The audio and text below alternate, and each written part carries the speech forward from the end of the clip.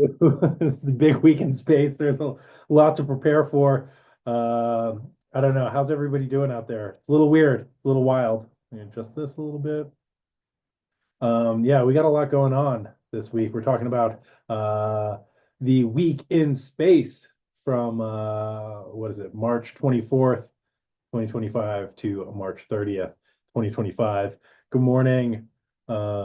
Yeah, so a whole lot of action going on in the celestial spheres. Let me just introduce myself. I'm Jonah Emerson Bell, Blind Stallion Space Wizard, astrologer extraordinaire, here to bring you your weekly astro weather forecast, helping you to navigate all of the vicissitudes and changes, the fortune and the destiny of space. And we like to do that in a somewhat approachable way. Like to weave in some mythology, some storytelling. It's a mixed bag over here at This Week in Space. And before we jump into the astrology, I just want to let folks know that I have an astrology themed radio show called the Melee Report, which I just dropped an episode for my patrons last night.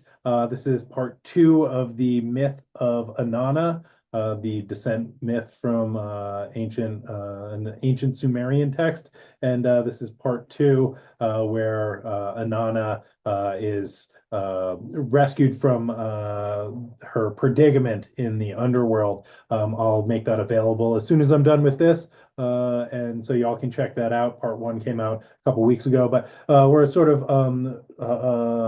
riding along with the Venus retrograde through this Sumerian myth, which is a lot of fun. And the Melee Report is my astrology themed radio show. All the astro weather you never thought you needed, set to all the music you never thought you would hear. It's a lot of fun. Check it out. If you don't know, you better ask somebody. Good morning, Seven. Good morning, everybody. All right. So without further ado, let's get all up in the space weather of the week. Starting off Monday. Whoo, that's today, March the 24th. We have Mercury retrograde in Aries, conjunct the Sun in Aries. This is happening at 4 degrees and 24 arc minutes of that cardinal fire sign of the Ram. So just a little recap. Last Saturday, March the 22nd, we had the Venus cazimi, the Venus conjunct the Sun. That occurred at 2 degrees of Aries. I don't know if y'all felt that. That one seemed pretty intense. Saturday, there's some intensity in the air as we are having these cazimi moments. Right now, Mercury is following suit and coming into their conjunction with the Sun.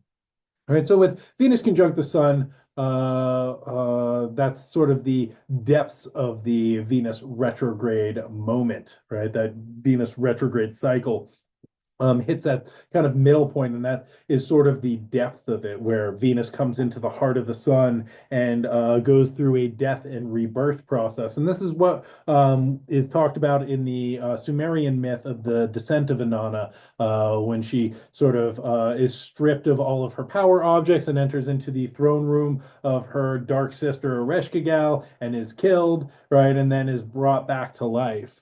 So there's, this kind of ending of a Venus cycle and the beginning of a new adventure, right? And this happens in any time a planet is conjunct the Sun, right? It ends one old cycle and initiates a new story, right? That happens in this sort of relationship with the Sun. So in the case of Venus, this symbolizes the death and rebirth around how we do relationships, including how we do the relationship with ourself, right? So in the Sumerian myth of Inanna, which is linked to this Venus retrograde cycle, this is Inanna meeting her underworld self, Ereshkigal, and learning to have compassion for these underworld parts of her, right? For the rejected and exiled parts, right? And is learning to form relationship with these parts that have been, rejected or shunned, right? And then also it's Ereshkigal learning to have a relationship with Inanna, the sort of, sister who always gets to go to the parties that Ereshkigal is like, I hate her, right? Stop talking, like, oh, you're so pretty, right? Get out of here. Right, and Ereshkigal is learning to let her go and have compassion for that the part of herself that she resents, right? And so anyway, This right, the Venus Cazimi moment also dealt with shifts in values and aesthetics and love in general, but we talked about that in last week's episode. I'm just bringing this in because now we have Mercury forming this Cazimi just 2 degrees away and just a couple days later. Right. And so this is an opportunity maybe to illuminate some of the information that the Venus Cazimi stirred up. Right. So Venus deals with aesthetics, it deals with emotions, it deals with our likes and dislikes. Right. And sometimes we might not have words for these things or know why feelings of attraction or repulsion are coming up. Right. We might just be sitting in this sort of emotional stew where we have met these unloved parts of ourselves or the parts that we're afraid of or the parts that are too much. Right. We're just kind of sitting with that. Now Mercury comes along and they can kind of begin to put language or cognitive understanding to, okay, this is what I'm feeling. Right. So there might be the opportunity to shine a little light on some of this information. Not that any of this is going to make sense, right? Because we're still deep in this retrograde, but we might get a little bit of inspiration, a ray of light, a little intuition, gain some awareness as what has been developing in the underworld of our inner world, right? So the Mercury Cazimi also represents this death and rebirth phase for Mercury. However, Mercury and the Sun Apollo have this sort of interesting relationship in mythology.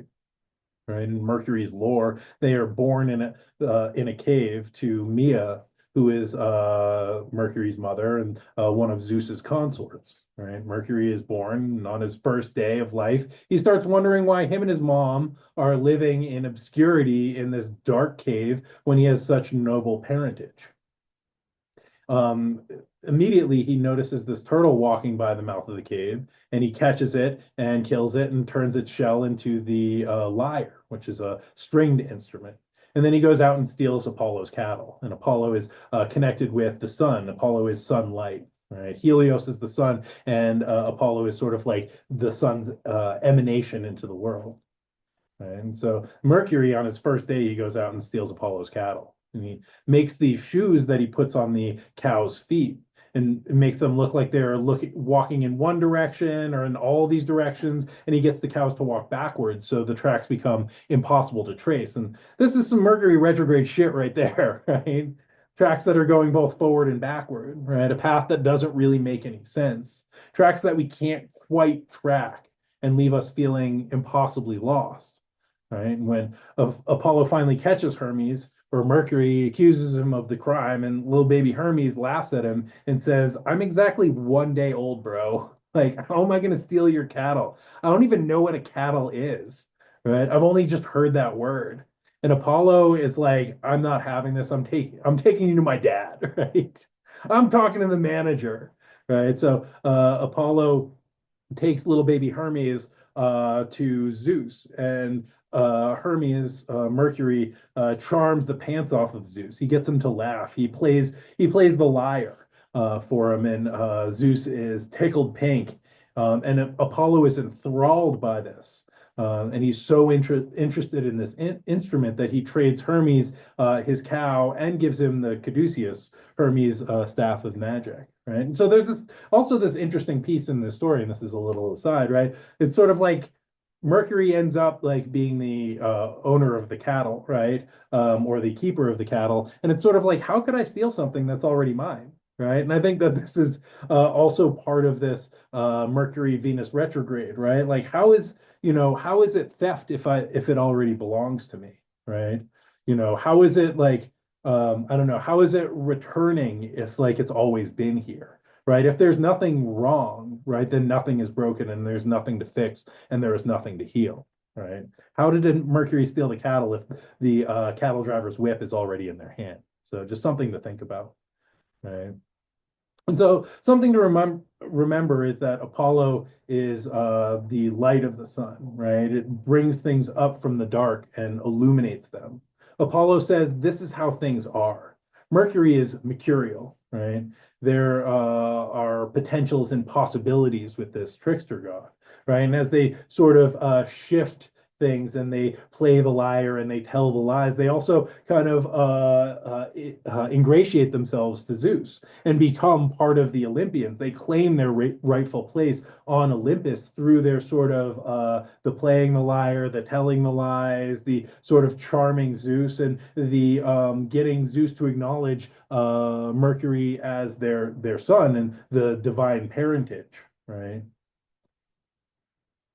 So Mercury rules over the liminal space of dusk and dawn, right? Whereas Apollo is like the sunlight in the sky. This is like when we see the things, right? This is how things are. Mercury is like, well, they could be this way or they could be that way, right? And things shift depending on how we perceive them and how we talk about them, right? So during this Kazemi moment, right, there's at once an opportunity for like clarity and things to be like brought out of the darkness into the light and to say this is how things are in the stark light of day. And then there is also the possibility of being like, well, they appear like this from this angle, but what happens if we shift it, right? Or what happens if we look at it in the half light? Or what happens if we look at it through Mercury's eyes instead of Apollo's blinding light? So, I think that there is an opportunity for clarity, but things are maybe not solidified, right? Things can still be anything, right? The cattle could still be walking forwards or it could be walking backwards. It could be a particle or it could be a wave, depending on how we choose to perceive it. And so I just want to put that out there as we are also receiving this moment of clarity, right? Where it's like, oh, snap, it is a wave, but it could also be a particle. Does that make sense? All right.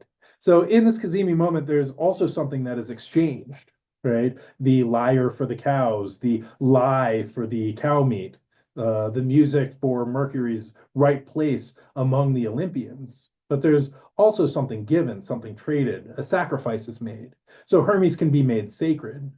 So there is something about stepping into our rightful place and gaining a little clarity on what that is. But we also need to give something in order to like make the space for that, or to make something sacred in order to create the space for that awareness to arise, right? And this is the sort of death and rebirth process that Mercury is going through, right? Something is offered up, right? An old story and old ideas sacrificed or made sacred in order to create the space for a new idea to emerge. Right. And maybe that idea isn't fully formed, but maybe that's not our problem right now. Maybe the problem is thinking about what we can offer up, what we can give, what we can make sacred today or this week in order for something new to come in and to form and to solidify.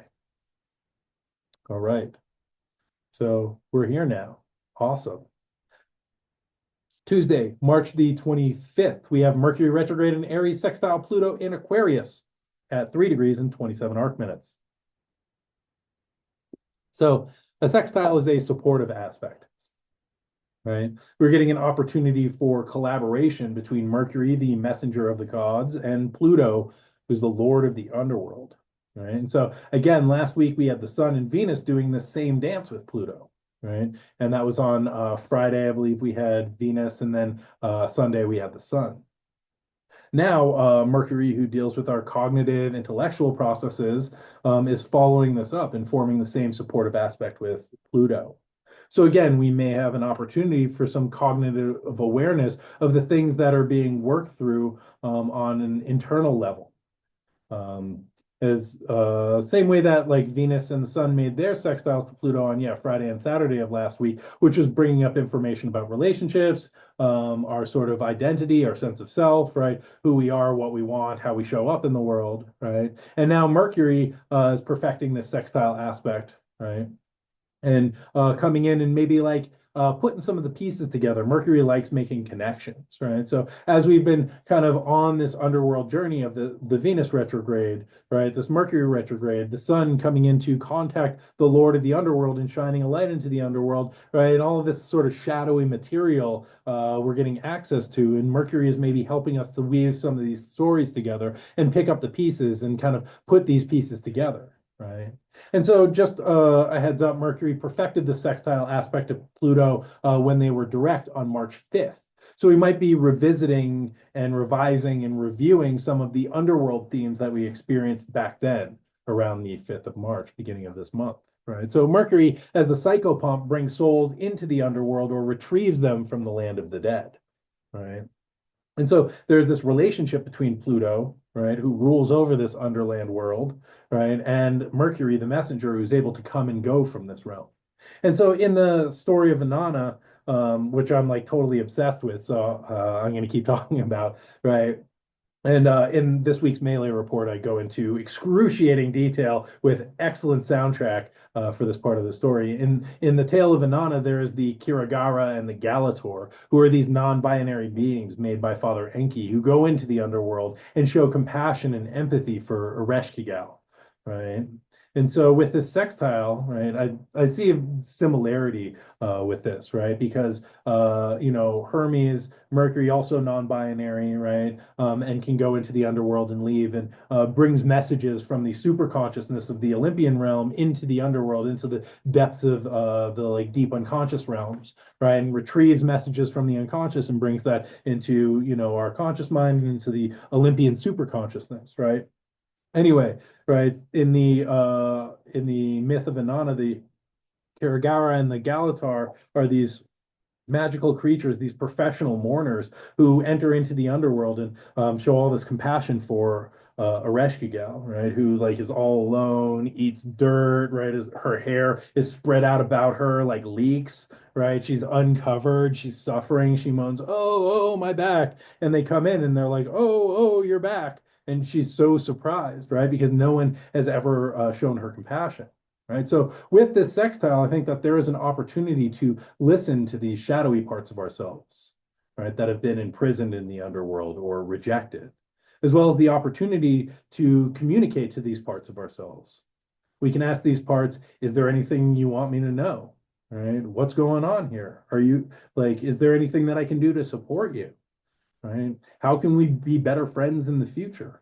Right? To like just make a little space where they can feel welcome, where that Ereshkigal part who's just like eating mud, right, and whose hair is a mess, right? We can ask, is there something that I can offer you so that we can develop more trust, right? Maybe like, can I wash your hair or give you a comb or like some clean water, And in this way, right, we can begin to communicate with these underworld parts of ourselves. So when Mercury and Pluto come together, there's the opportunity to go deep, right? Mercury in relationship with Pluto is like a detective. They want to get to the bottom of things. So there's an opportunity to connect in with things that are under the surface. And as we go back over old territory with this retrograde, we might be digging up old bones and uncovering secrets or hidden things, right? So don't go digging in places where you are scared to know the truth, right? That's one of the things that I'll put out for this week, right? And leave some space for the ghost to come up and out during the beginning and middle of the week. And, again, we might be revisiting some of the themes or questions that we were asking at the beginning of the month when Mercury was sextile Pluto, right? And like really wanted to know or get to the bottom of something. And now we're revisiting that and might be like, oh, do I actually want to know that? Like, is that helpful information, right? Or is this just going to like spin me out? Or is this just going to pull me deeper into the underworld? And sometimes the only way out is through, right? Sometimes we have like pulled on a thread of a sweater that unravels as I walk away, right? And we're, left standing there naked. And that is a Pluto Mercury thing right there, where we're like, oh damn, I was very curious and I wanted to get the bottom of this, and now I don't have a sweater and I just have this ball of tangled yarn. But Mercury will make contact with Pluto one more time and sort of wrap up this story. I don't have that written down, but rest assured, we will talk about it when it comes around. Which brings us to the middle of the week. Man, we're cruising here. Wednesday, March the 26th, when Mars in Cancer squares Chiron in Aries. This is occurring at 21 degrees and 59 arc minutes of these cardinal signs. Okay, so we touched on this last week, which I might have been a little premature, but last week I talked about America's Chiron return, right? America has its natal Chiron at 20 degrees and 8 minutes of Aries. And Chiron is a signature of the wound, right? It is a trauma signature. It is the places where we are so wounded and that wound just won't heal. It is also the place where, in exploring or dealing with or sitting with that wound, it teaches us, our capacity for healing and regeneration. It also helps us to support other people on their own healing journeys. Right. So now we're talking about America's Chiron, which again at 20 degrees and 8 minutes of Aries. America's Chiron return was exact on April 20th of 2024, November 8th of 2024, and then February 18th of 2025. And whew, like feeling that American wound getting activated all through those times. We have like the election, we have like Doge firing everybody, like the chaos that ensues. Chiron also stationed direct at 19 degrees of Aries on December the 29th. And fun fact, that 19 degrees of Aries point is also where, right around where the total solar eclipse in Aries last April, I think that was like April 4th or 5th, occurred. Right. So that like American Chiron point, that like 19-20 degrees of Aries has been like real activated over the past year. Right. And Chiron stationing direct there, 19 degrees of Aries December 29th, just kind of like grinding to a halt, just a degree away from America's natal Chiron. Right? All this to say, it is activating some of the core wounds of the American experiment. Right. And the American wounds are maybe myriad, right? But some of them might include racism and oppression, right? The use and abuse of human bodies, mostly like BIPOC people and other marginalized people, to create generational wealth for those on top, right? The core wound also includes class divide and the continued exploitation of resources, both natural and human, to create and maintain wealth for a few. And I think that there's another sort of level of this core wound, which is a lack of meaning, right? That meaning is generated through, cinema, right? The sort of spectacle. But like maybe core or deeper meaning is been eroded. And there's a lot of, the story of rugged individualism, right, which separates us from community, mutual aid, and mutual support. And I think that is a core wound, and that feels very like Chiron and Aries. Right. And I think that there's also a sense of scarcity and competition, right, among everybody who is not at the top. Right. We also see the Chiron wound come up around fragility and the fear that somebody else is going to take what I have, right? Or that if I let go of power, somebody's going to come along and do to me what I did to them. At its core, I think Chiron is about trauma. And the story that trauma tells is never again, right? Never again am I going to let somebody do that to me or to my people. Never again am I going to let that happen to me. Then we have Mars in the mix, right? And Mars is a warrior. It is action. It is willpower. It is the ability to attack or defend, right? And so we have Mars, this sort of like active archetype in this hard square to the sensitive Chiron point, this wounded point. Chiron says, I'm wounded. Mars says, I want to fight. In this way, Chiron can go into the sort of like animal part of the centaur, right? And remember, Chiron is wounded in the leg, in the horse part, right? And so in this sort of tense aspect between Mars and Chiron, Chiron can respond from that wounded centaur place, right? And just like thrash and fight and bite and kick anyone who comes near, even the people who are trying to help. Mars is our ability, like I said, to attack and defend. And when Mars feels threatened or wounded or backed into a corner, they can go into survival mode and respond from like a real fight or flight type of way or type of place, right? And I see this on all sides, and everyone feeling backed into a corner. That's my perception, right? Everyone feeling threatened, everyone feeling precarious, everyone's survival wounds being activated, and feels really fraught right now. And so in the Chiron myth, we have Hercules, right, who is having dinner at one of his centaur buddies' houses. And Hercules is there and he's like, you know what, this fish is tasting great. But you know what would go perfect with this fish? That bottle of forbidden wine that you have on that shelf. And his centaur buddy's like, yeah, we don't really open that wine over here because it tends to make the centaurs all go crazy. And Hercules is like, I hear you, but like, oh, this fish is kind of dry. And like, I bet that wine would complement it perfectly. Come on, can we open it, please, please, please, please, please? And finally, the centaur relents and they open the wine. What do you think happens? That's right. All the other centaurs who are like hanging out, spying, listening in, eavesdropping on their conversation, like go into this frenzy, right? And they, when the insanity wine is open, the centaurs go insane, right? And centaurs are party animals, and so they like bust in, they steal the wine, they start like, they make a gravity bong in the toilet. They're like tearing things apart, hooting and hollering. Hercules hulks out and starts killing centaurs and clubbing them, right? Chiron comes running, Chiron, who is a wise centaur, right, who is this sort of integration piece between the human and the animal parts of ourselves, comes running to the rescue, trying to make peace between the human heroic Hercules, right, and the animal centaurs, right, and wants to integrate them and create peace between them.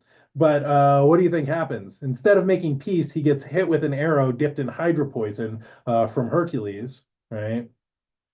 And the hydra poison is incurable, and Chiron is immortal, so he can't die. Right? And the hydra poison has no cure, and so Chiron finds himself in this double bind. And it also teaches us that no good deed goes unpunished. Right, Chiron, you should have stayed in your house. And so, but we're here now, right? And Chiron sort of like has to deal with this core wound for the rest of his days, right? Which sort of becomes activated by like Hercules not really caring about anybody around him, right? And at the end, he's like, "Oh, sorry about your leg, bro. Anyway, I got more like heroing to do. Gotta go. Peace out." Right. And so with this square, we can kind of think about the desire for action versus the need to heal, right? We have the heroic Hercules, right, charging in. And then we have Chiron, who is like, has to suffer the consequences of that and needs to sit and heal their wound, right?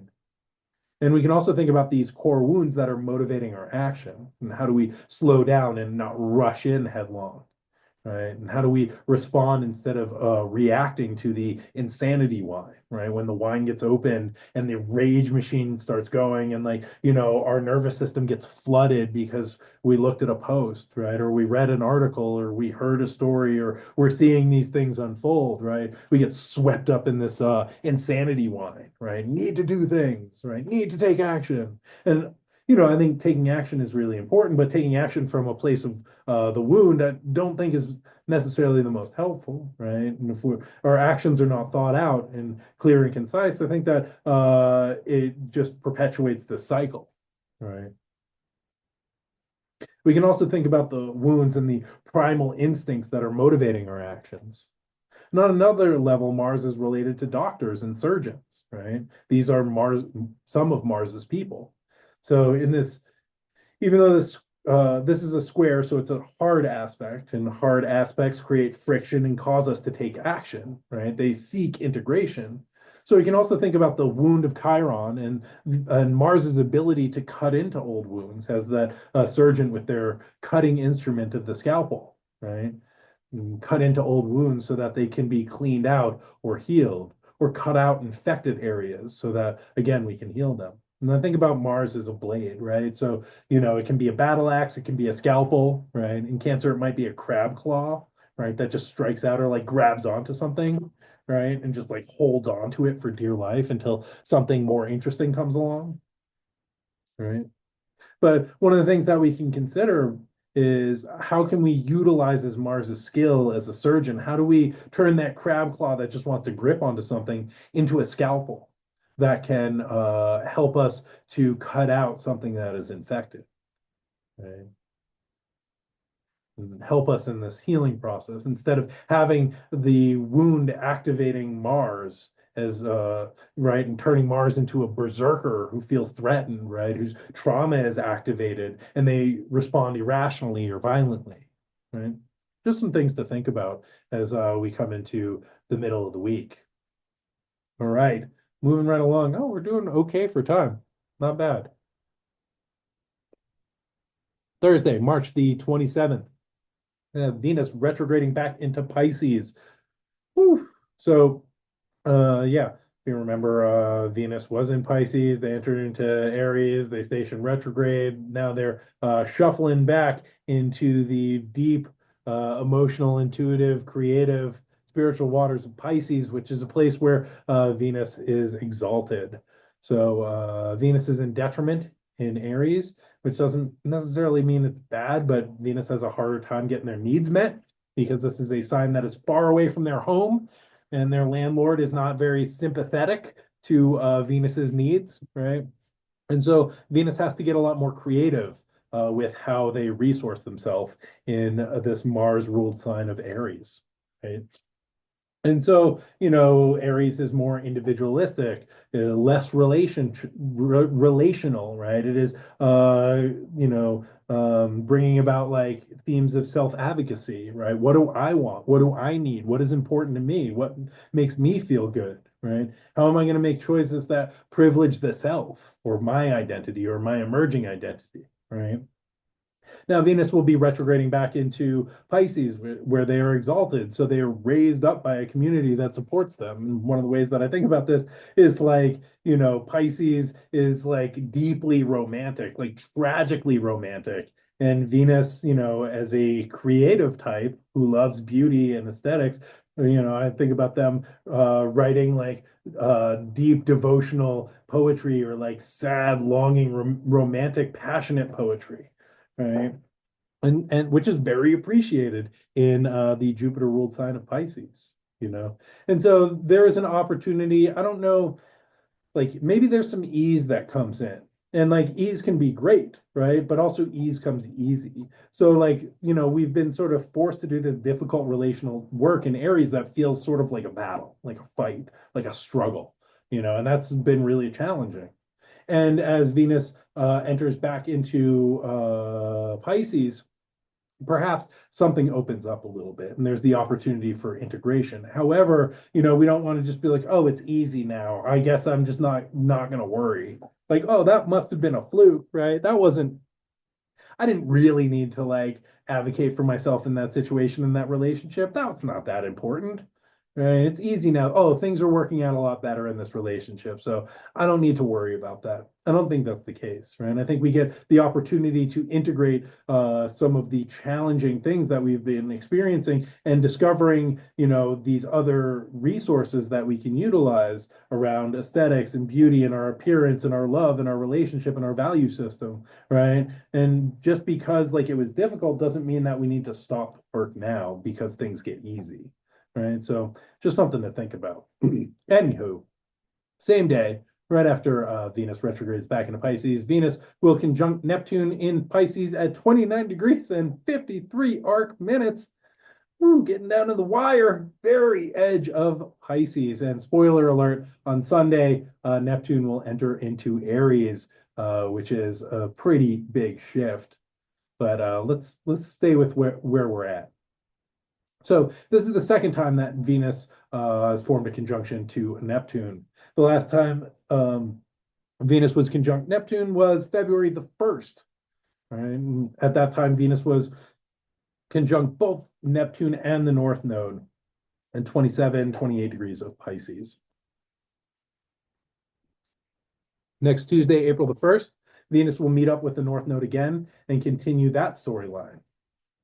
Venus's conjunction with Neptune tends to look during like a Venus Neptune conjunction, we tend to look at things with rose-colored glasses. There can be a sense of idealism or a sense of romantic fantasy. With Venus retrograde, we might be revisiting some of the ideals and fantasies that were initiated during that first conjunction back on February the 1st. We might be rethinking or reconsidering the creative or romantic vision that was initiated back then. Might have been like, oh, that seems like a great idea. Let's do that, or I'm going to do that, or I'm going to create this.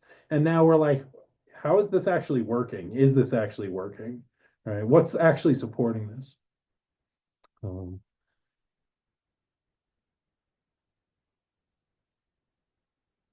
that is a great question. Somebody in the chat asked that they were thinking that they are on the verge of taking a break with their girlfriend, and should I wait to make that decision until after a certain date? That is a great question. So, okay, as Venus, I think Venus and Aries, right, like I was saying, like creates this struggle, creates this tension, asks us to find different resources, right? And a different resource might be like, I don't want to do this anymore, right? I want to try something else, and I think that's totally legit, right? Or that decision might be like, oh, this is hard and I want to quit, which is also legit. One of the things that I would say is as Venus is coming into conjunct Neptune, like things are not quite what they seem, right? So it might seem like, oh, things will be better if I'm alone, or oh, this relationship might get better, right? But I think being able to sit with the sort of fantasy, the illusion, the daydream, is going to be kind of valuable. I don't think we really want to make like big life-changing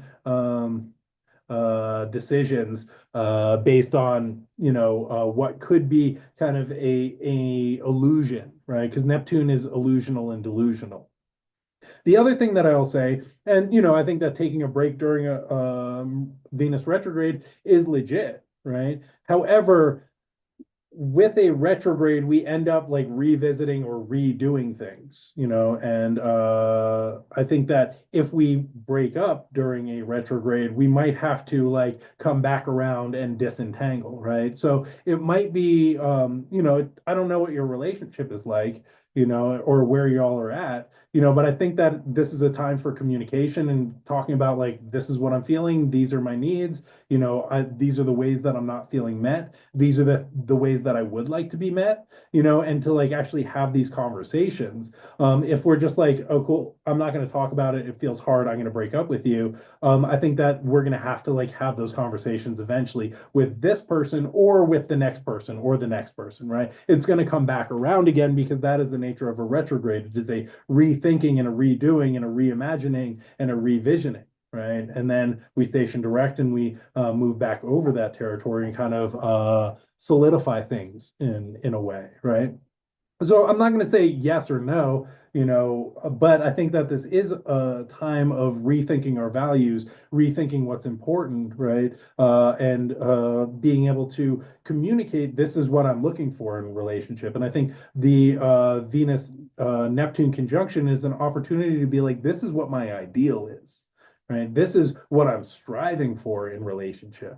However, that might not be met, and that can be okay, right? But like being able to communicate, this is what I would like it to be, and not just being like, oh, like you're not capable of living up to my fantasy expectations, so this isn't working out, right? How do we meet in the middle? I don't know if that answers your question. I like somebody else said, somebody said let your girlfriend go free. But I hope that that was helpful, right? Because I'm not, I don't know if there's like a date and I don't really know what the situation is, but what I would advocate for is like communication, being able to communicate what's working, what's not working, what you're striving for, what you would like it to be. And like if that doesn't work, or like if we're at an impasse, then like it's not working, and that's okay, right? I think that there's this idea that if relationships don't work, it's a failure, right? And I don't think that's really true. I think keeping stuck in something or keeping somebody else stuck in something that's not working is like not that great. Anywho, yeah, again, I hope that's helpful, right? So getting back to some more of the Venus conjunct Neptune, right? I think, idealism, romantic fantasy, yeah, we might be sort of revisiting some of these ideals or beliefs, or, these sort of visions that were emerged during Venus's first conjunction with Neptune on February the 1st, right? So when Venus conjuncts the North Node next week, we might get some more information about what's happening with our creative and romantic visions and how those might be taking shape and creating new pathways in our hearts and minds, as well as in our relationships and in the external world. Um, yeah. And you can always, getting back to the question in the chat, you can always take a break and be like, hey, let's take some space for the rest of the retrograde and just see how that things feel, right? And let's come back together and revisit them after this retrograde is over, as we have like taken space to sort of like be with ourselves. I think that's legit. But I think just being like, oh, it's over and I'm walking away, like that's not going to happen because nothing is over, right? We're going to like end up revisiting these things, you know. Um, so also with this transit, there might be the desire to lose ourselves in somebody else, right? This is Venus conjunct Neptune, or to completely merge with someone, right? And the desire for deep connection and deep union. However, Neptune is illusory, and there might not be all the information, especially with both Mercury and Venus retrograde. And so we might find ourselves feeling disappointed if the object of our Venus retrograde affection doesn't live up to our divine expectations, right? But I think that there can be a lot of expectations around this time which may not be met for a variety of reasons, right? And again, we might not have all of the information. Um, so this is also a great day for dreaming, creativity, painting, dance, romantic poetry. These are great things to engage in, like devotional poetry, meditation, or just spending time in the presence of beauty, or trying to experience that sense of awe and wonder, right? And that is the way that the divine shines or the divine shines its light into the world, right? Is through beauty. So treat yourself today and go experience something truly beautiful, and see if you can, have a mystical experience through the experience of awe and wonder. And just a heads up, Venus will make their final conjunction with Neptune on May the 2nd, and this will occur at 1 degree and 8 minutes of Aries. And they will be in a totally new sign at that point. So this is initiating a new story, a new dream, or maybe even a new infatuation, but stay tuned for that, right? Um, oh, pardon me. All right. So moving along to Saturday, March the 29th. So the big news of the week, we have a partial solar eclipse in Aries at 9 degrees of Aries. This is occurring at 3:57 a.m. Pacific time, making that 6:57 a.m. Eastern time on Saturday, March the 29th. This is the last eclipse in the Aries Libra axis. Right? Eclipses in these signs have been happening since the solar eclipse in Aries on April 20th of 2023. And the nodes shifted into the Virgo Pisces axis on January the 11th of 2025. We just had that total lunar eclipse in Virgo on March the 14th. And then on Saturday the 29th, we are having this last eclipse in Aries. This will be the last Aries eclipse for 9 years. So this is wrapping up an 18-month cycle, a 9-year cycle, and an 18-year cycle of the nodes of the moon in the cardinal signs of Libra and Aries. And the series of eclipses that have been happening in these signs, right? So eclipses might take some time to unfold, and there may not be immediate impact from this eclipse, and it's also going to depend on where it's hitting in your chart, right? But this might unfold over a couple months. So this is a north node eclipse, so it might bring new things into one's life, or deal with an increase of Aries themes related to agency, action, igniting passions, or initiating new activities, or advocating for oneself. Right. This also may be related to specific houses in one's chart that are ruled by Aries. So you can take a look at your chart and seeing what the house themes of that are ruled by Aries in your personal chart are. All right. Eclipses are intense times which tend to bring fated events. So we might be feeling a little off balance and kind of activated as this eclipse approaches and in its aftermath. And again, this is rounding out the eclipses in Aries and Libra. So finishing out a cycle that has been going since April 19th of 2023, or April 20th, which is the first eclipse in Aries of this cycle. And then the node shifted right again. And then the node shifted into the Aries Pisces axis on July 17th of 2023. So this eclipse marks a completion of that phase. And so Um, right. And so this eclipse is bringing up maybe like a final integration of Rahu, the North Node's transit through Aries. So this eclipse is also related to one that occurred on March 29th of 2006 at 8 degrees and 35 minutes of Aries. And I don't really remember what I was doing back then, but you might, right? So might be worth looking back and seeing if there are any echoes or rhymes back to that time or themes in your life that were occurring back then. That eclipse was a total solar eclipse because the North Node was right there at the time. This one is a partial solar eclipse because the node is like 12 degrees away and in a different sign, but it's still an eclipse. Right. So we might think that the influence is weakened a little bit. However, because this is the culminating eclipse in this cardinal axis, I imagine it's going to bring up a lot of stuff. Because Aries is initiating and igniting energy, we could see this eclipse is activating some internal shifts and external events. So also, solar eclipses tend to impact solar figures, right? As they are eclipsed and pulled into the underworld. This is a myth of the old king who is sacrificed to return the vital energy to the collective. So something new can rise to power and inspire new leadership. Aries is also a sign where the sun is exalted. So there's another layer of this sort of solar king archetype, which is being eclipsed or overshadowed by the dark irrational forces of the unconscious. Right? We can think about the sun as that cohering principle, right? And this being eclipsed, right, and being kind of overshadowed by darkness, by chaos, right, by the irrational, by the unknown, right? We can also understand this as the alchemical black sun, which is undergoing a transformation through the process of pressure and suffering.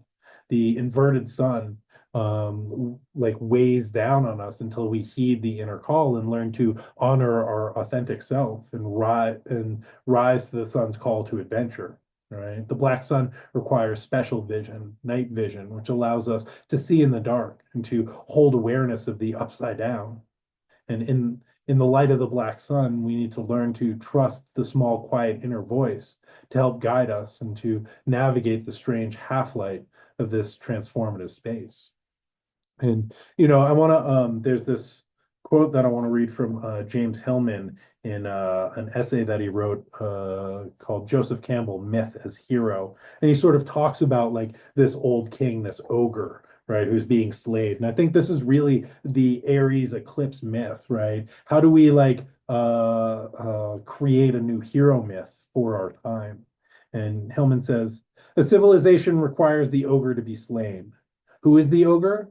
The reactionary aspect of the senex, who's the old man, right? Who promotes fear, poverty, and impoverishment, who tempts the young and devours them to increase his own importance. The ogre is the paranoid king, who must have an enemy.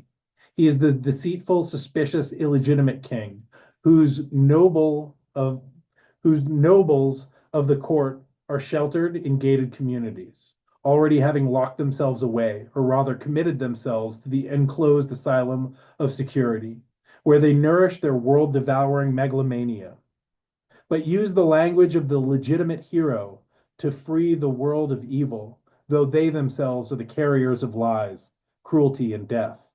The ogre is the sick king, a figure in myth, alchemy, and tribal ritual science since the beginning of history. Civilization requires a hero myth. In fact, is built upon that myth, though the hero himself is non-existent, a figure of legend of another age and past and dead. The ancient city is built upon the burial mounds of that figure. The dead hero is thus never dead, but lives on in the ideals and virtues of civilization. He is the imaginal force with the inspiration of great deeds and public good. And I don't know, that feels like pretty spot on for our times. This sort of old ogre who is devouring the young, right? Devouring the vitality to increase their power.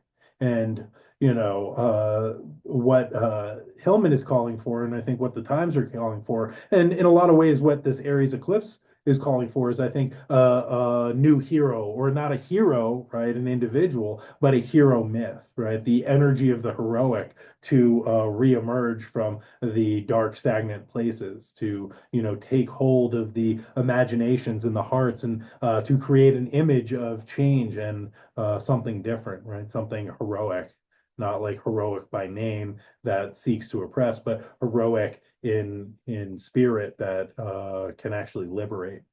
And Aries is a heroic sign ruled by Mars, where the sun is exalted, right? So on one hand, we have maybe this ogre archetype, right? And on the other, we have this newly emerging heroic dream or heroic archetype that can emerge, right, from this North Node eclipse, which pulls us into new patterns, into change, into something nice.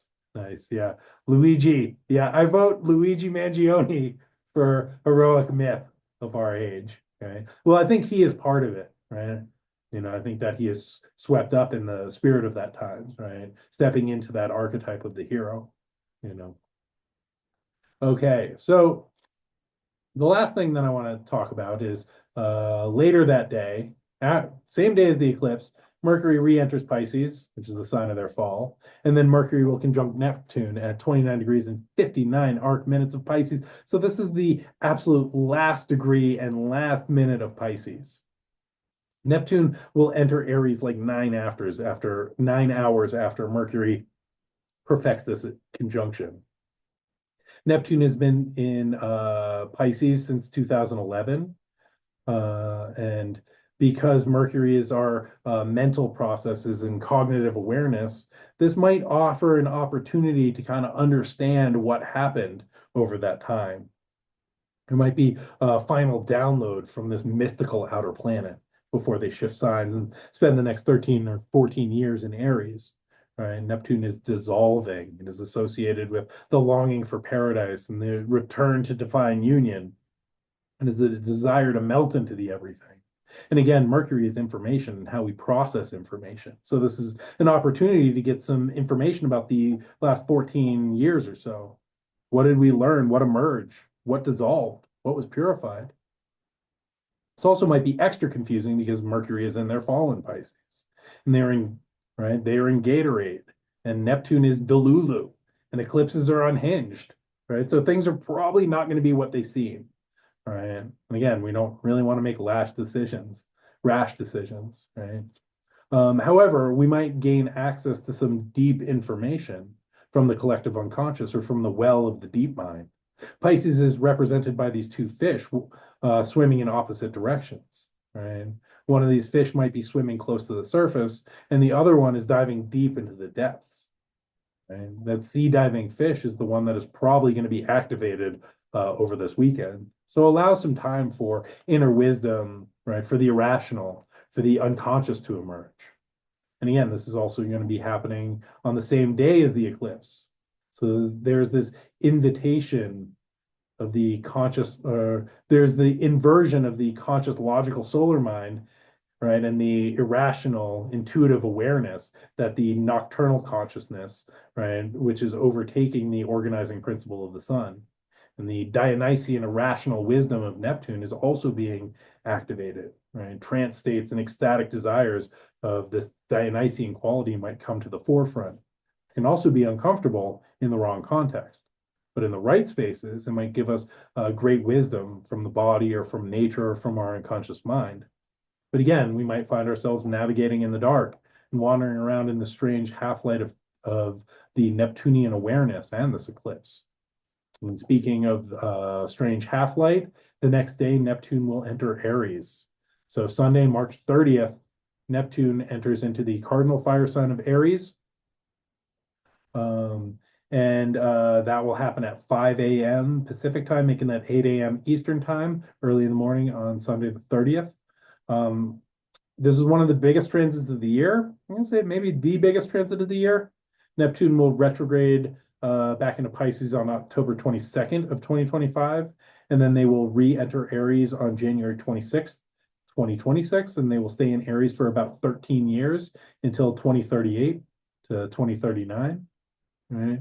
Neptune has a 165-year orbit around the zodiac, and they have been in Pisces since 2011. And the last time they were in Aries was 1861 till about 1874, 1875. So there's a lot to talk about with this ingress, and I want to do it justice. So I'm going to hit pause here because we've already talked about a ton of space weather, and I'm going to dedicate a good portion of next week's episode to the ingress because I've been thinking a lot about it. And I also might do something on my Patreon talking about some more of the Neptune Aries themes, and I'll let y'all know if I do that. But that'll be on the Coffee with Jonah tier, which is like $2 a month, which is, in this economy, I'm basically giving it away. Anyway, that, my friends, is all the astro weather that is fit to print. Thank you so much for tuning in. I hope that somebody found this helpful. Let's see here. I'm just going to check the chat. Luigi Mangione's chart, I've seen it. He has, I think, Aries and, Mars, Chiron, Uranus square, which makes a lot of sense. We don't have a birth time for him, but Eliza Kelly, I think, is who did it, found a birth time, and so there's a chart for him. But Luigi Mangione, there's definitely Chiron, Uranus, Mars, really tight T square, which I think makes a lot of sense. And thank you.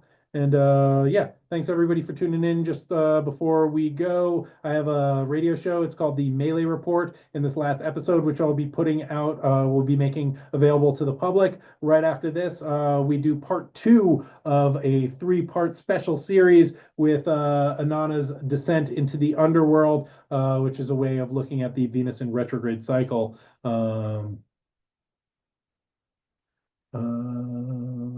And yeah, stick around in the comments. I'm gonna end the YouTube, and I will answer questions in the comments in just a moment. Anyway, thank you all for tuning in. Be well out there in space, and until next time, be good to yourselves, be good to each other, and as always, may the force be with you. Bye now.